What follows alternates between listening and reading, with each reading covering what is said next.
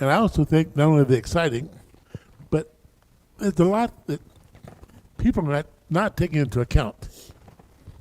You know, we're all tied up right now here in our country with our own little politics and with the new mayor of New York. And Yes. We got ah, our own interests. yeah, I understand Nancy Pelosi is resigning, and see what else. Oh, the Epstein files. I cannot understand the Epstein file thing. I mean, people just want to look at the dirty things, anyway. But what's being overlooked are the people in the Gaza Strip, in Israel, and in Russia and Ukraine. Yes. And my primary thought about this was people. Did you know that 72% of Ukraine claim to be Christians? I did not know that. That is really interesting. Yeah. And in Ukraine, there's 45,000 religious Jews and 140,000 non-religious Jews. So that's roughly 200,000. Yeah. That's, yeah. And so these are the people who are paying the price for all this war business.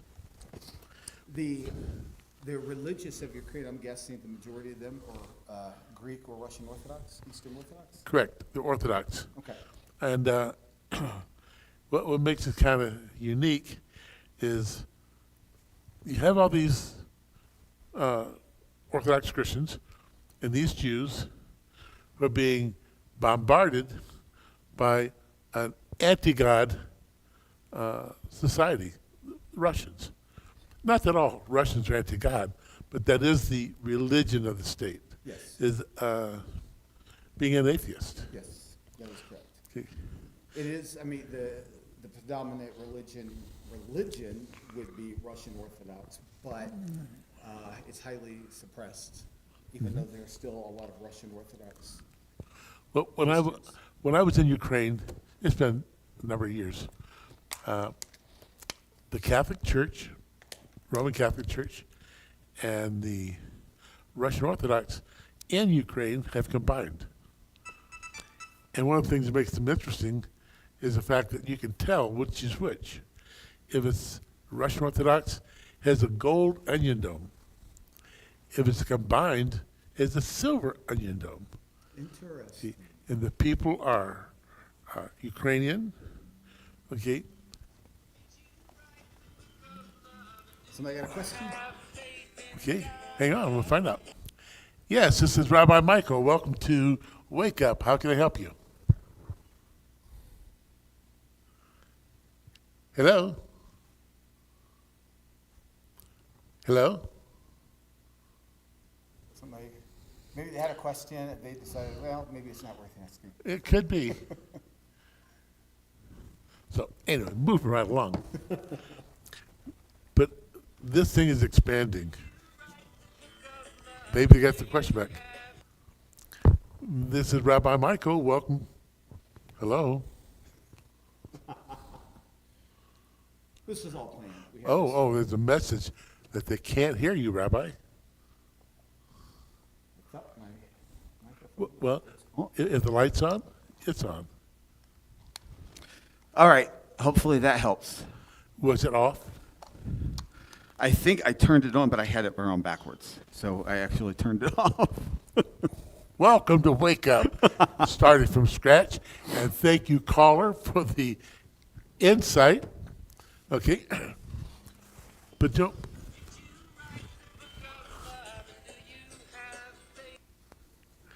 Yes, this is Rabbi Michael with Wake Up. Hello? Hello? It looks like we may be Yes, interested. this is Rabbi Michael with Wake Up. How can I help you? You have a question for us?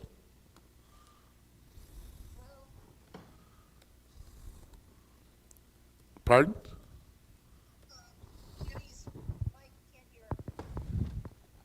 Still can't Well, hear oh, it. It's, oh. it's on. Oh, okay. Okay. I tell you what, I'm going to go back and look at the board. Folks, having a little technical issue.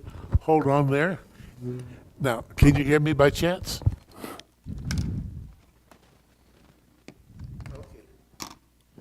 Yes, this mic appears to be on.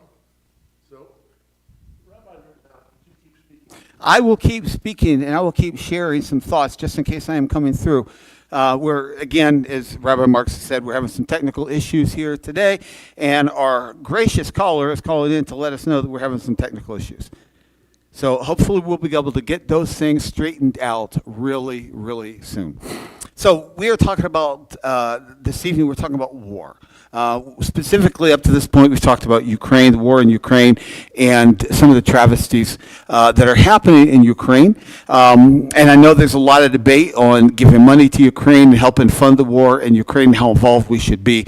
But our attention and our focus, regardless of how involved we should be upon the people of Ukraine and the suffering of the people in Ukraine, because it's the people who ultimately who are suffering the Russian invasion of Ukraine. What that looks like and how involved we should be is a discussion for another time. But as we talk about war, I want to go back a little bit because I think we're seeing another transition take place. The first transition that we saw back in the 1990s, up into the 1990s, am I coming through it all?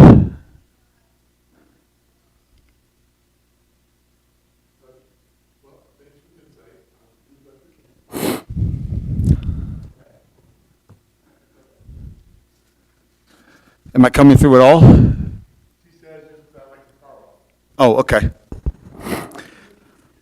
So up until the 1990s, a lot of the focus of the Department of Defense in the United States was on the Cold War. But after the fall of Russia, or the fall of communist Russia, things changed to the war on terror. So we disinvested in some of the things that we invested in during the Cold War, whether it's fighter jets, battleships, the Navy, other things that were very important for the Cold War. But the war on terror took things to a new level. So we started reinvesting in other areas. And the war on terror is still there, but now we are seeing another transition because we're seeing Russia again rise. And Rabbi, you showed us several examples here of incidences around over just the past a year or so of Russia entering into foreign airspace as a threat, specifically, primarily within NATO organizations, as they show a threat to say, we're here, we're ready to go against you. We've also seen the same thing in China. We could be seeing a unity between China and Russia because China is continuously building. China, Russia, and North Korea. North Korea, you could probably include Iran in that as well. That four-team power, and clearly Russia and China are the major forces behind that.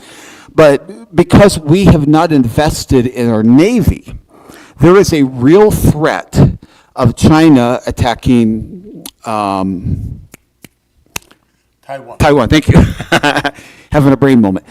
China attacking Taiwan because China wants control of the Pacific. If they control the Pacific, and that includes ultimately they would like to control the Philippines, they'd like to control Indonesia, and that whole region, because that's a big economic boom for them, and having that power and that control. And Russia is willing to side with them.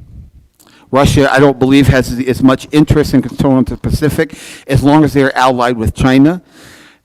But we have allowed our naval vessels, or our naval shipments, to really be reduced. I think we're at like 40% of where we were during the Cold War. And now we are looking at, we need to rebuild our naval ships. We need to rebuild our naval force and really begin to show our force in the Pacific. But you know, all this is a thing on domination. Yes.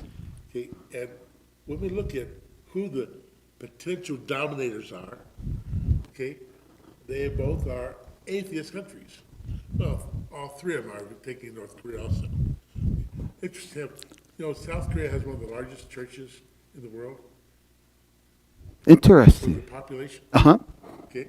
That's interesting. Now, what's equally interesting is the very fact that they continue to terrorize with their flyovers, the intrusions, And, okay. Let me see. See if there's a question. Hopefully there's a question. Well, and Rabbi, I believe you're absolutely correct. As you're looking at that, is a possible question coming up. We certainly see a looming threat of flyovers of drones now. We saw one, what was it, like 3 years ago, a major drone flew over the United States and flew from Alaska through the United States. Who knows what information that they were able to gather? Oh, don't even forget the balloons. Yes. But here's what we're looking at. We really are looking at a war on countries that have the potential for revival. Now, Europe is not necessarily a very godly place, if you know what I mean, and Germany particularly. But what we're looking at here is really atheists attacking the rest of the world. Yes. And so we talked about the incursions. They've been in Poland, Estonia, Romania, Lithuania, Norway, and off the coast of Alaska. It's amazing. We stop and think, what is the purpose of all this cat and mouse? But to inspire fear. It's a large form of terrorism. Yes. We have our own terrorism issues with people on the ground, boots on the ground. Absolutely. But I'm going to go back to the thing I'm concerned about for people. Because here in the U.S., crimes and assaults and terrorism against churches and synagogues is growing at an outrageous. Yes. Why should I be surprised? Why should I be surprised that we have this terrorism issue going on the ground and national terrorism coming out of China and Russia and North Korea, okay? Which, by the way, are sponsored by Iran. And I forgot my whole list here. You know, Rabbi, I think it's interesting to me that we see three basically atheist, non-religious nations, China, Russia, and Korea, uniting, North Korea, yes, thank you. North Korea uniting with Iran, which is not an atheist country, which means strange bedfellows. Strange bedfellows because if they can get together in support of a common enemy. What we also see... I'm sorry, sir. That's okay. Yes.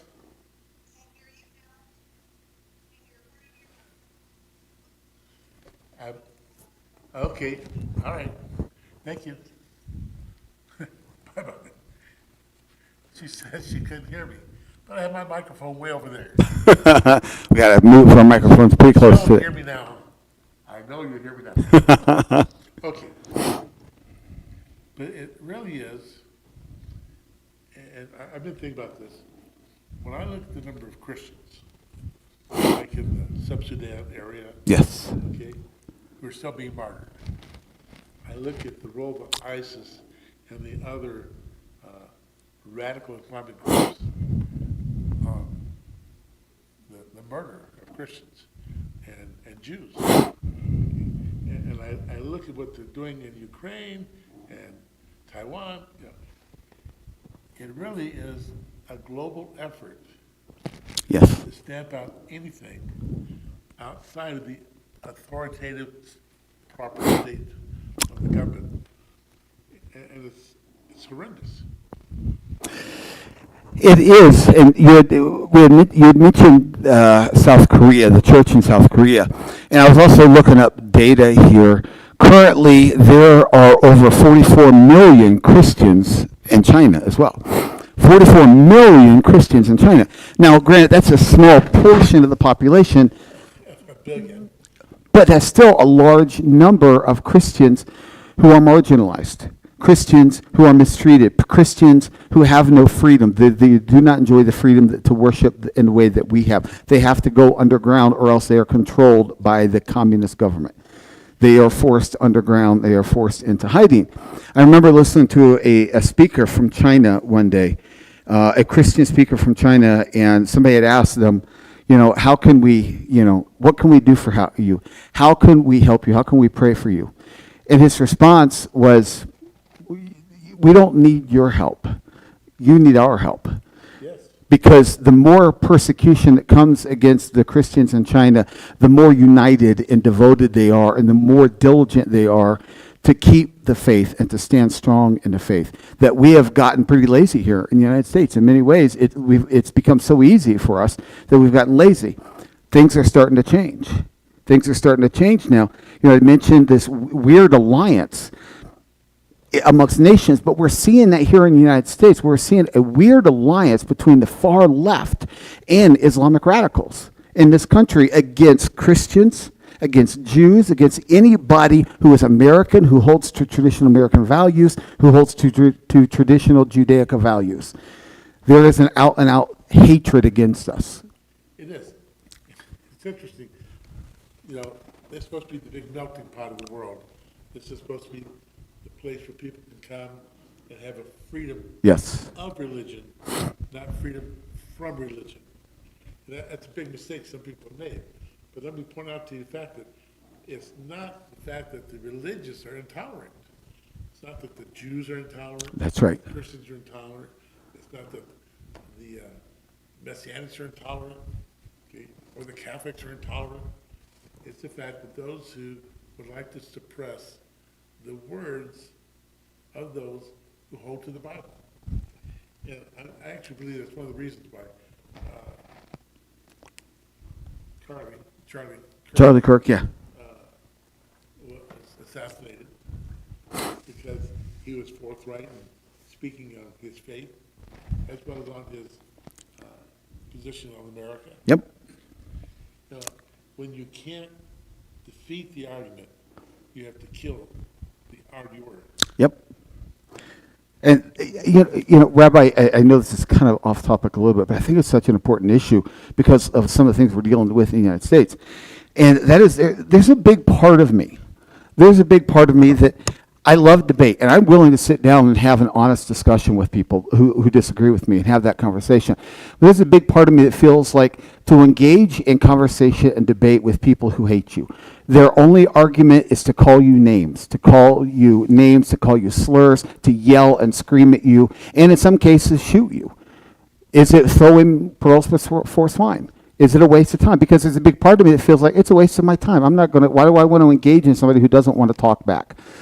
But at the same time, I also recognize that a lot of those people are brainwashed. They're lost. And God loves them too and wants them to be redeemed. But I think not all of them are as hardcore as we might think they are.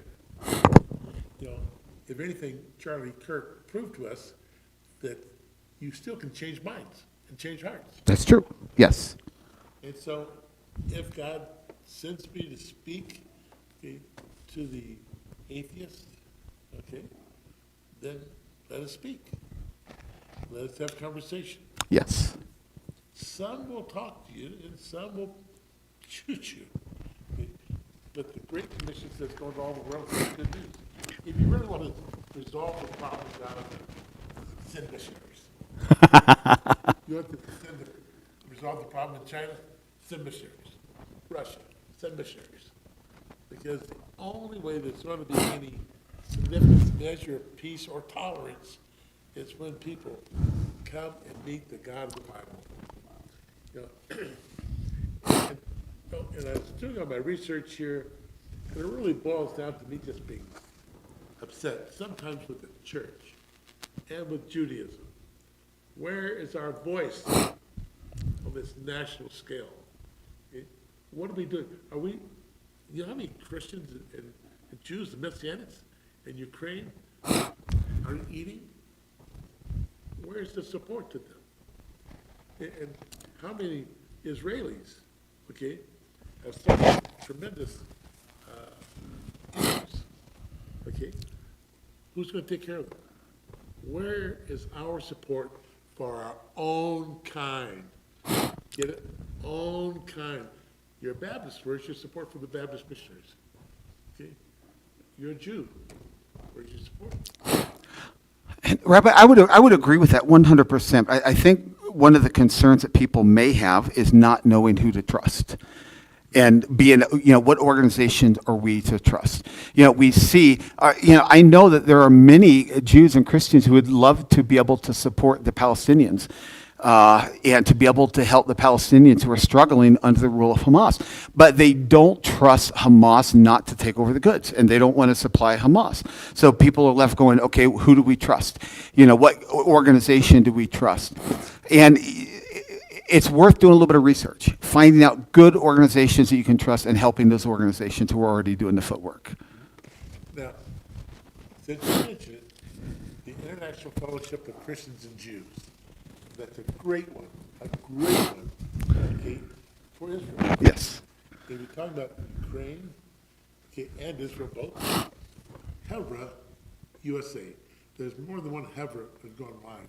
The Hevra USA, and we have a friend who we know is trustworthy. Yes. Who's at the head of that, and that's, of course, Rabbi Dr. Michael Schiffman, very personal friend, very close friend.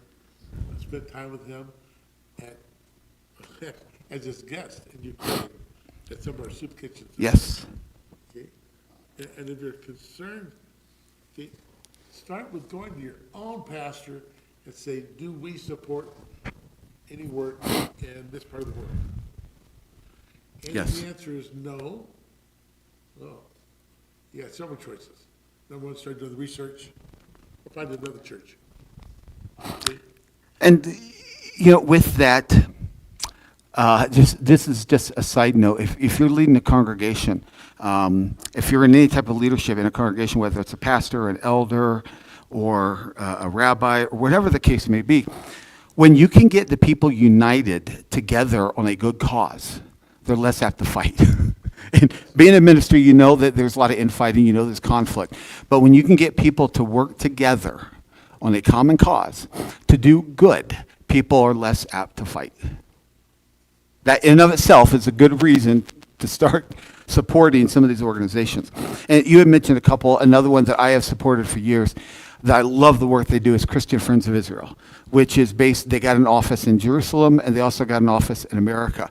They have several projects they work on, including, soup kitchens, but also things like providing resources for the IDF, providing wedding garments and wedding supplies for young Jewish women who are looking to get married but don't have resources. There's a number of different ministries that they run out of that covering. Well, there's also, let's say you like a little something for yourself. Okay. Is it a Havolam? It's a kind of like a personal care package.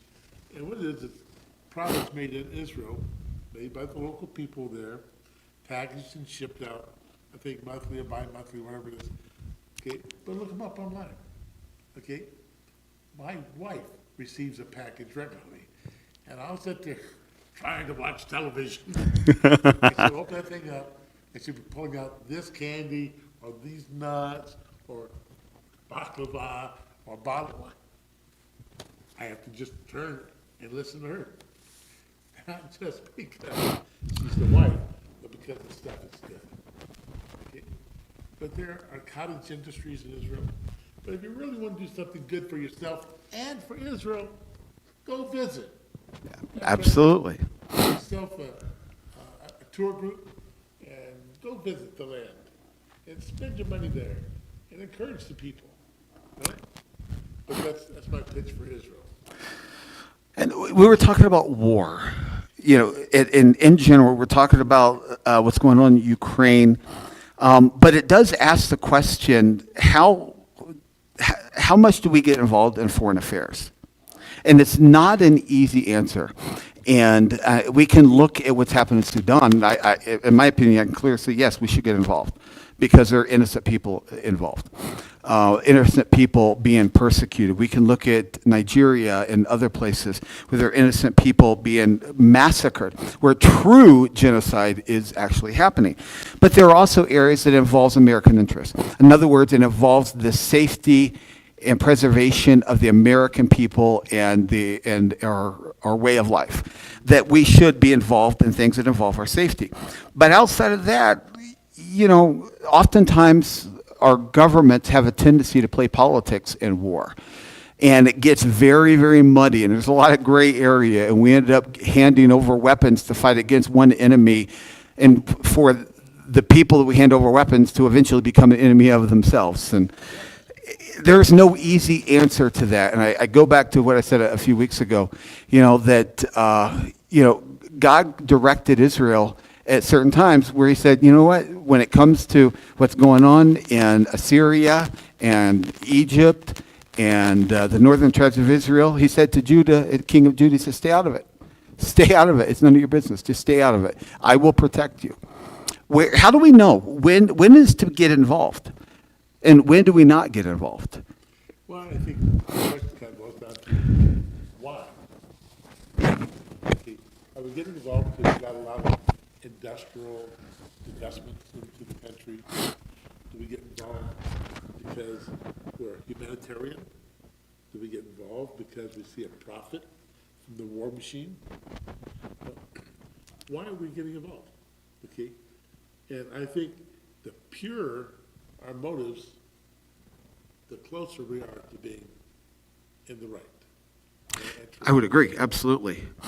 I think it's becoming a little bit easier, especially with what we're seeing around the world, because it's being brought to our doorsteps. It's no longer on the other side of the world. We're seeing anti-Semitism on the rise in America at an unprecedented level. We are seeing the influence of Islam, radical Islam, socialism, communism in our universities, in our schools, and amongst some of our young folks, and some of our Congress. Yes, and in our Congress. We are electing, radical Muslims and communists into government, people who cheered 9/11, people who doubted 9/11, people who have issued vehement anti-Semitic remarks. They are now in our government. They're represented.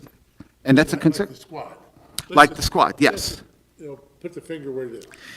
And it's taken away that option of being isolationist. We can't, I've never been a full isolationist, but I've also never not been a war hawk.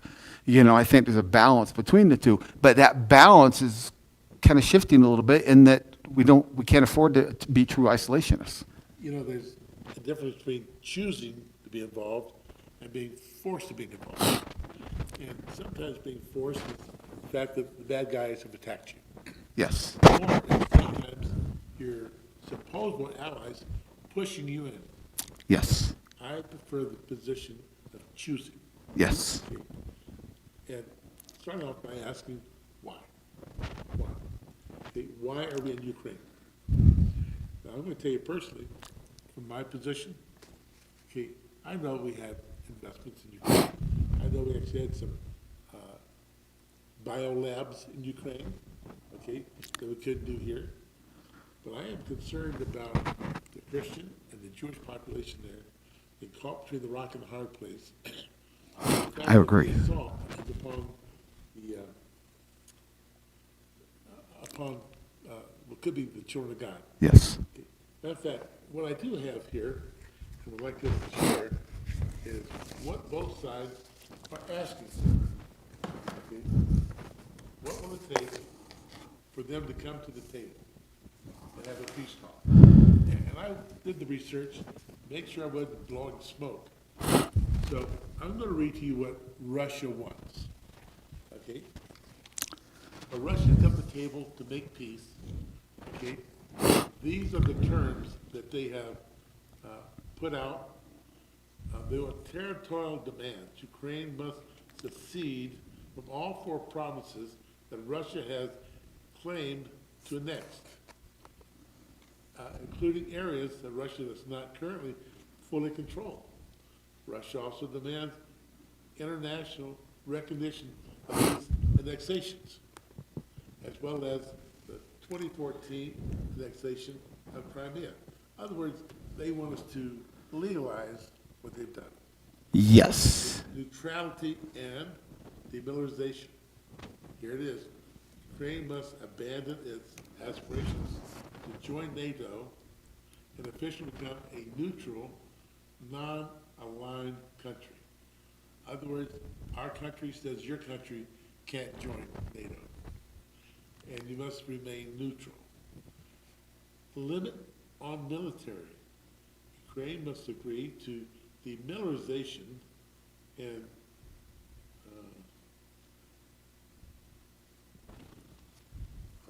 the term used in Russia to mean the general weakening of the Ukrainian state and military, and a ban on redeployment of its troops and the supply of Western weapons. In other words, which is stripped down. Limited sanctions. All Western sanctions imposed on Russia must be lifted. Protection of Russian speakers. Moscow demands official status for the Russian language in Ukraine. Protection of Russian speakers' rights. Restoration of ties. The gradual restoration of diplomatic and economic relations with other countries, including gas, transit, and salt. Excuse me. Ukraine President Vladimir Zelensky has consistently rejected these terms as ultimatums. But that's what it's going to take. Russia says, you got to give us this land. Right. You have to reduce the size of your military and back them off. You can no longer take weapons from other countries. And you have to recognize that Russia is the national language of Ukraine. Now, that sounds more like... That is I was looking up while you were speaking there, and I was listening, but I was looking up these territories where they want. And these territories are predominantly on the eastern side of Ukraine, but it's also part of the breadbasket to be able to control those resources. But it is effectively, if given that, they would effectively be taking back roughly a third of Ukraine and say, we're taking a third of it, and then the rest of Ukraine, you're basically making Ukraine a vassal state of Russia. Right. There's no other way of explaining it that I'm aware of, is we're going to take back a third, and then the rest, you're going to be a vassal state of the United States. We'll allow you to have some sovereignty, but you're going to be under our control. You're going to do what we tell you to do, or else we're going to come in and we're going to take over. Now, what does Ukraine want in order to end the war? Yes. Jack, Yes, be glad to. So some of Ukraine's demands is full withdrawal of Russian troops from Ukrainian territory, including Crimea and the Donbass region. Restoration of Ukraine's international recognized borders to those existing prior to Russia's 2014 annexation of Crimea. So in other words, they want full sovereignty over Ukraine, including they want Crimea back, robust security guarantees from international partners to prevent future Russian aggression. Ukraine views NATO membership as the most reliable long-term guarantee. So in other words, they really want to push for NATO membership. it's been offered. Yes. Keep going.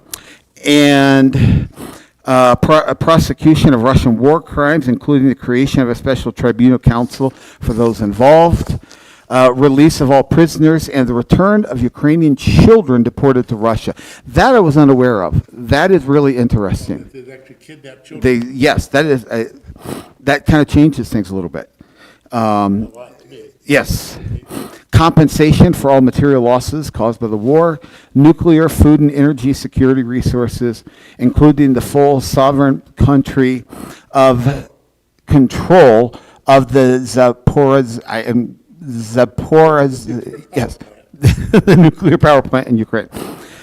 In all honesty, I think on some things what Ukraine is asking for is reasonable, but on some things I think, they'll never get. There are some things they'll never get. They'll probably not get compensation for the material losses voluntarily from Russia. And I don't think they're going to get the privilege of war crimes. Yes. Being tried. But if they can get children back, if they can get a peaceful resolution where countries are able to move back, and to be bluntly honest, I think Russia got into it and they thought it'd be a lot easier than it was. And now, in some ways, I think Russia, while they want Ukraine, at this point, the leaders also want to save face a little bit. NATO has a term for what's going on. It's called a hybrid war. And it's called a hybrid war because it's not really a war yet. Okay. But it looks like a war. Yes. It smells like a war. And when I look at the incursions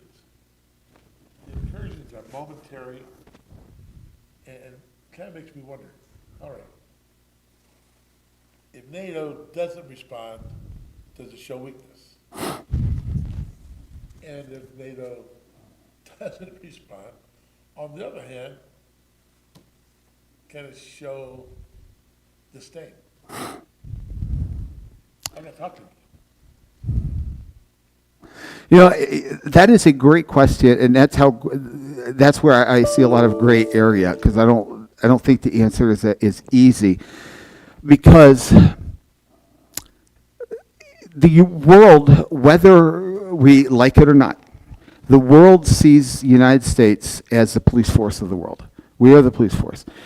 And in many ways, our government sees the United States as the police force of the world. So maybe some of our military leaders do. I don't think most of our military personnel want to be seen as the police force of the world, but that's how our politicians use them, and that's how some of our military leaders use them, and that's how the world sees them. And so we're dealing with situations, whether it's with Russia. Russia has animosity to us, and I'm not defending Russia here at all, but Russian animosity, is fighting against us because they're looking at us and go, why do you even care? This isn't your problem. Why do you even care? Who anointed you to be the police of the world? And Middle Eastern countries are looking the same thing. It's easy to grow hatred towards the United States when we're seen as the police force, and they look at us and go, why are you here? Why do you care about what we're doing? You're not involved in this. You think you're that high and mighty? You're the police of the world? And therein lies a lot of the gray area, because we're sending our military force into areas that are hostile to Americans because they have bitterness against Americans.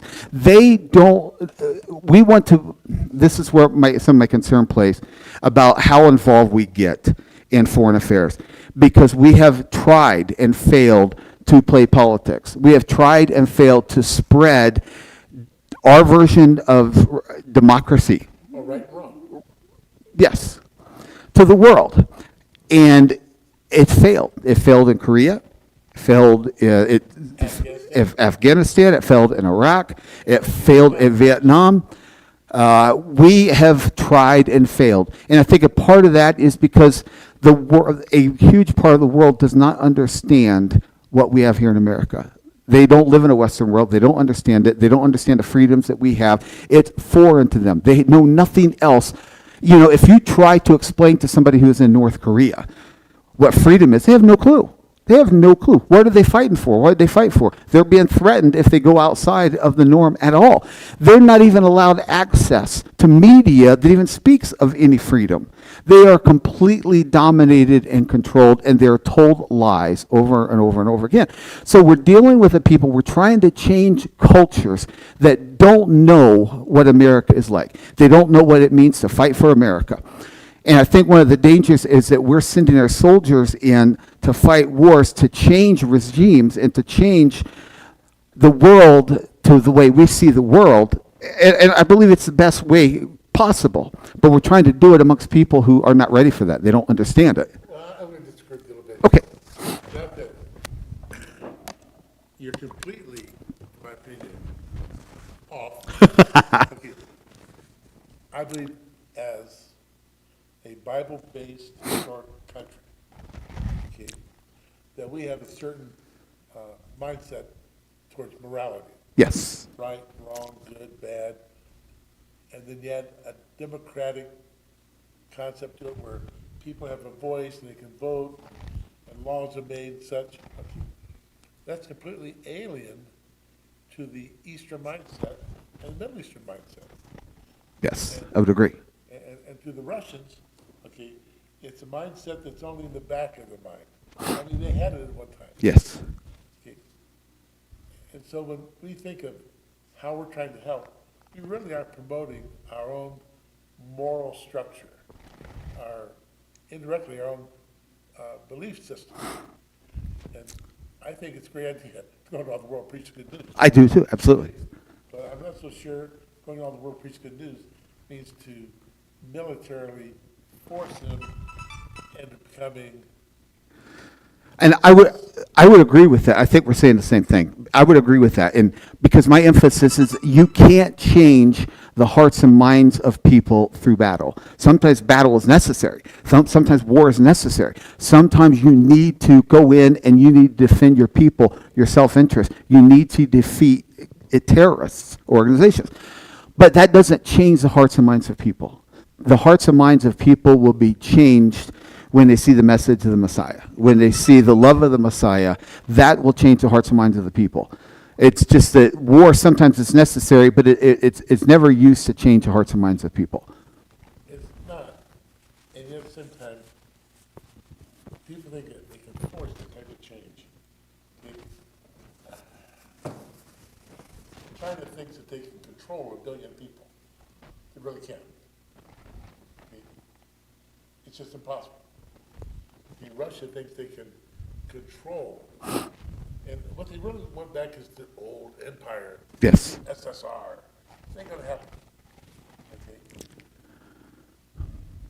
You can't. And even here at home, okay, Rabbi, we're fighting in our own country to hold on to what we have. If I look at some of the politicians, okay, right now, I think we're 37, 38 days of this government shutdown. And who's paying the price for it? The Senate and the House of Representatives are still being paid. Yes, they are. Now, I am pleased to say there's a number of people, only 2 in the Senate, I think 11 or so, who have refused a paycheck. Okay? But here we are asking our people who are in SNAP to pay the price for their bickering. And I do think that $1.5 trillion, you know how long it takes a country to make $1 trillion in taxes? That's a lot of moolah. Right. You know, and for things which we had no right paying for. I think Yeah. it's bad enough that they're taking our tax money and paying for abortions. Absolutely, it's horrendous. Somebody else's moment of climax, you know, and I don't have to pay for someone's intentional wrongdoing. I completely agree, absolutely. I think, and I would agree with that. I think we saw again, another transition. I was talking about transition, but, you know, prior to the United States and Great Britain and France banning slavery, you know, and it took a war that would kill 500,000 American citizens to end slavery in the United States. The world was based on slavery. Economy was based on slavery. And those 3 nations took the courage and the stand to make a change to end slavery. But it's transitioned. Other countries transitioned to physical slavery to slavery of the mind. They've enslaved people of the mind. And that's how you control. That's how you're China. You control 1 billion people. That's how Russia can control their people. That's how Iran can control their people. Fear, hatred, lies, brain worship, or brainwashing, thank you. You know, elevating people to a status of godhood, you know, is leadership that they can do no wrong, and making you afraid to speak out and to think for yourself. You know, they're creating, and we even do it in the United States. That's why, as you said here, you know, we can have the government shut down. You know, and the government will look for somebody to blame for the shutdown and will start taking sides instead of recognizing, wait a minute, the government in and of itself has caused this problem to begin with. Yes. Because the government itself has enslaved a certain amount of people to say, you need us to live. You need us for food stamps. You need us for AFTC. You need us for housing. You need us for this and that. And they've enslaved entire generations in the inner city to believe that the government needs them and to tell the fathers to get out. And now to say, well, we're going to take it from you. Well, you've enslaved them. You've told them that you were dependent upon them, and then you're going to take it away from them. Yeah. And so, now we all have to become thieves. Now you have to become thieves in order to get it, in order to survive. You justify yourself. I need this. I do this. These people owe me, and yet vote the same people back in office who refuse to take a pay cut, who refuse to take to deny themselves. Yes. You know, I remember when, it was several years back, when the mayor of Chicago decided she's going to move into Cabrini Green in Chicago to see exactly what it was like. It didn't last very long. It did not last very long. But she was able to do it because she had guards around her. She had security around her. That is a false sense of, hey, look, I'm identifying with you people, because she's going in there with arms. You know, she's going in with security where no one's going to touch her, where the average person doesn't have to live through that. Instead of saying, I'm going to identify with you, you encourage them and say, no, you can do better. I believe in you, and I want to help you do better. I want to help you overcome. But either way, that's a conversation for another time. I think I pushed the buttons. So, That is a long conversation for another time. But I still think that only one of two things can happen. Okay, and this is from a purely spiritual perspective. Either we're going to have a worldwide revival, or the Messiah is going to come. And they'll straighten this mess out. And I'm honestly leaning towards the Messiah is going to come. Okay? Because if we don't start talking to our neighbor, we don't start making those connections, those spiritual connections, it's all lost. A whole generation lost. I agree. And I think the idea of a World War III scares the crap out of people, because Can you say crap online? it scares the The GBs. bejeebies out of people, yes. Because I think people saw and remember what ended World War II. And it was justified to end it, but what ended World War II was the bombing of Hiroshima and Nagasaki. And now we don't just have the power through nuclear weapons to wipe out the earth. We have the power through AI. We have the power through bioweapons. We have the power through chemical weapons. We have the power through EMTs to wipe out entire nations in a moment. You know, and to truly create an apocalypse. And we're living constantly on that border. Yeah, we're living on that edge. I remember, are you familiar with the doomsday clock? Yes. There was prior to modern times, prior to today, the doomsday clock, the closest we have ever gotten to doomsday clock, to midnight, was quarter till midnight during the Cuban-Iranian or Cuban Missile Crisis. Now, the doomsday clock, last time I checked, it said we're about 15 seconds from midnight. Yes, we are so dangerously close. And I look at that, and that's why I go, the Messiah's got to be coming soon. That's my hope. Good news. It doesn't all go boom. There might be some booms, There may be, yes. but the book of Revelation, will prove to be true. And the Messiah will come after the world has been judged. Okay? But between now and then, you and I, we have the responsibility to bring about good news. Absolutely.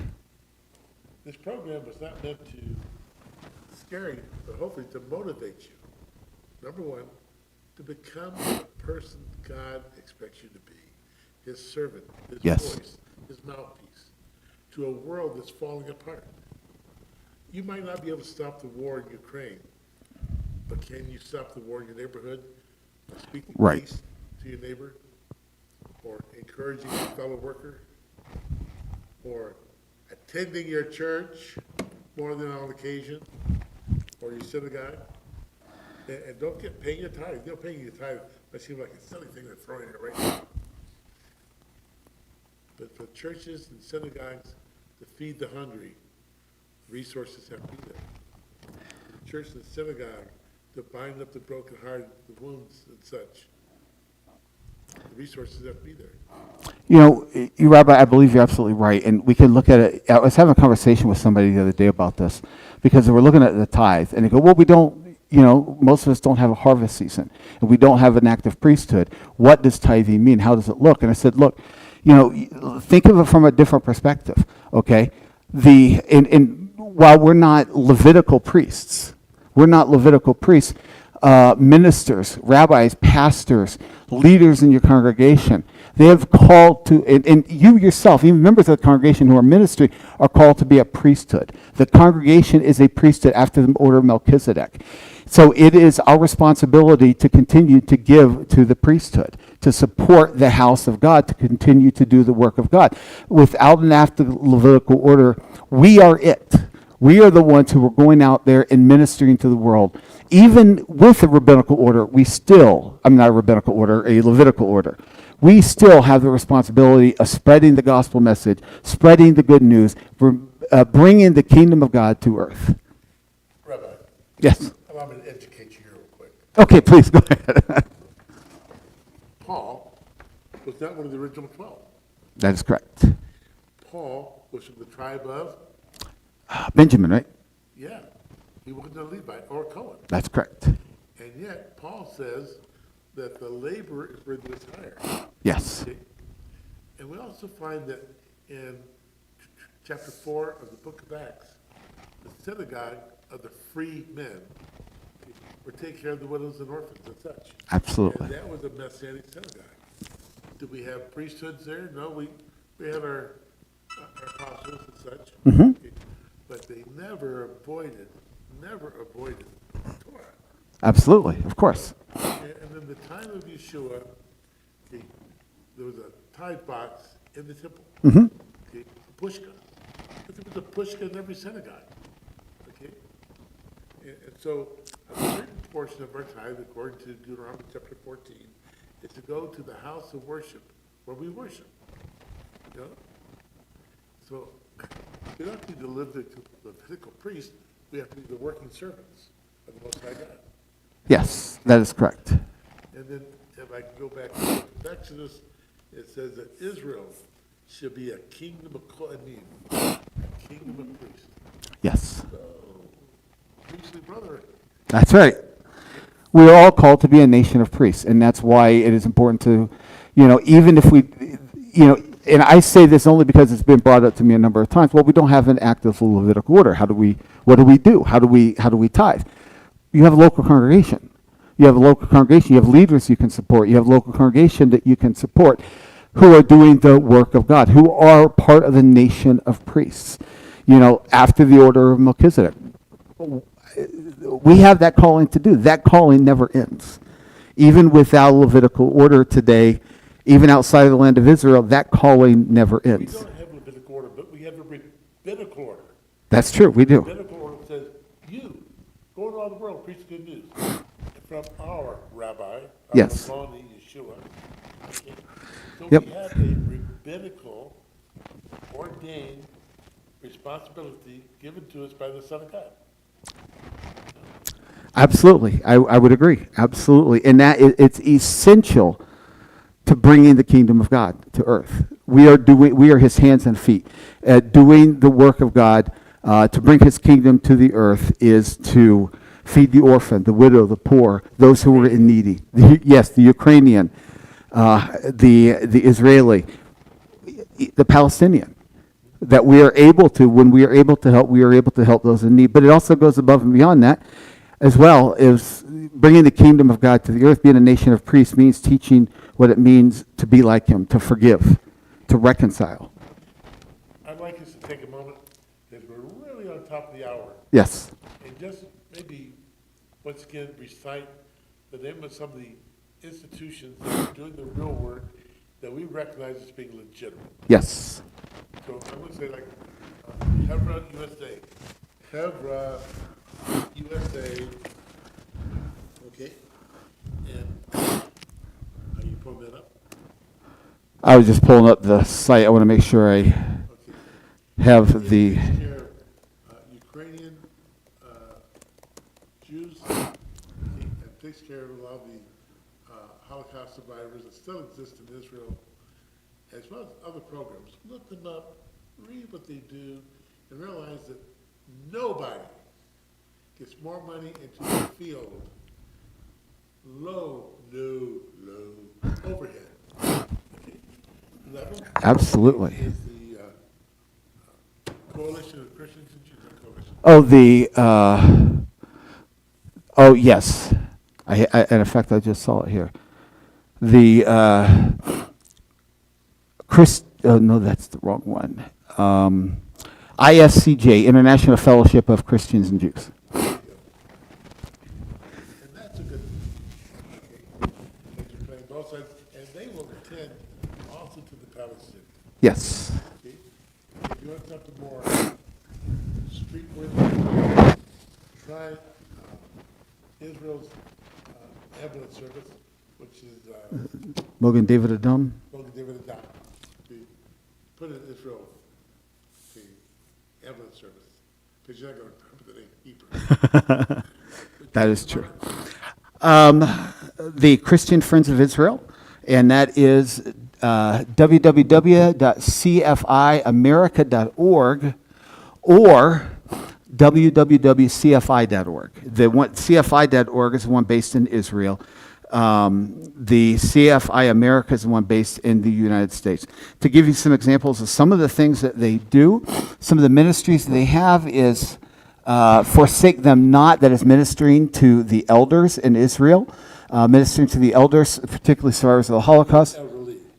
Elderly, thank you. Under His Wings, communities under attack. It helps people who have been attacked through terrorism, it helps families. David's Shield, which is the IDF, Hope for Future. These are just some of the ministries. They've got like 8 different sub-ministries of Christian Friends of Israel. They're all different subsets of this ministry. I've spoken with them before. I've had them come out and speak to a congregation I led before. And wonderful organization, very low overhead. They do a lot of really good work, and they have genuine love and compassion for the Jewish people, and they work with the Jewish people in Israel. There are the... Well, I mentioned the Havolam, which Oh, yes. which is small cottage industries. Yes. Together, and by supporting them, you'll receive a lot of really good stuff. But you're also supporting the fundamental grassroots business in Israel. Yes. There are some other good organizations that are out there as well. But one of the things I would have to look up specific organizations, but I would encourage our audience to look up some, because I think one of the things that is oftentimes overlooked is, especially when it comes to war and what's going on, and how careful we need to be about sending our soldiers to war, because the consequences of going to war is far greater than any of us can imagine. They're dealing with broken families. They're dealing with suicide, PTSD, how to reintegrate back into society, drugs and alcohol, homelessness, physical injury, traumatic brain injury. You know, my opinion is we don't send them off to war. Yes, absolutely. And we need to do a better job of that. Whether it's supporting politicians who are supporting the government institutions who are doing the job, and providing the funds that are needed. What we don't want is soldiers to come back from war and say, okay, you're done, you can't serve anymore, just go away. You know, and oftentimes that's what happens to them. They wind up being, what's the term, expendable. Yes. And Personally, I support Wounded Warrior Project. yes, absolutely. We do as well. We've supported them for a long time. Wounded Warrior Project is a great organization. I would also I think Wounded Warrior Project does this as well, but organizations that help with the mental damage, the mental harm that is done as a result of war. TBI, traumatic brain injury from all the bombings and explosions and things like that, has a huge impact. Depression, suicide, addiction, all of those things. We need to be able to provide our soldiers the help that they need, because the freedom we have in America is because they were willing to put their life on the line, and their livelihood on their line, and their health on the line on our behalf. So we need to support them just as much as we support our police departments and fire departments and first responders. And Baruch Hashem, we should do that as well. Well, our clock is hit its time, and I'm going to go back to the control room. And Shall I pray us out? yes, yes. I can do that. Now, we get signal. We're no longer on the air. Sounds like a plan.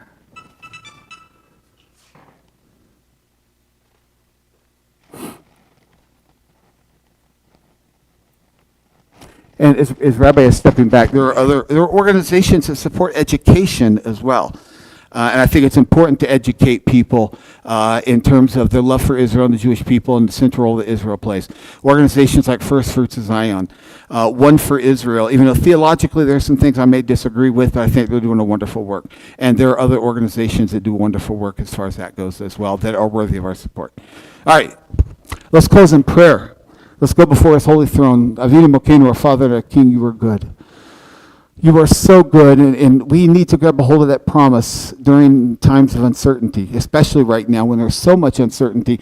You know, we hear wars and rumors of wars, and your son taught us to, you know, that those things are going to happen. Those things are going to be normal, and it's going to be birth pains. We're going to see those things increase as we get closer to the great birth when our Messiah returns. So, Lord God, help us to look out. Help us to look for those signs, but also help us to be patient and long-suffering. Long-suffering, preparing like the brides, the 5 brides who prepared the oil for the day of the bride's coming. Let us be prepared at all times, and that means living a life of devotion and dedication to you, being aware of what's going on around us, and spreading your gospel message. That is the kingdom of Messiah in Yeshua, kingdom of God in Messiah Yeshua. He is our King and our great Rabbi and our great teacher. We submit all these things before your holy throne in Yeshua's name. Amen.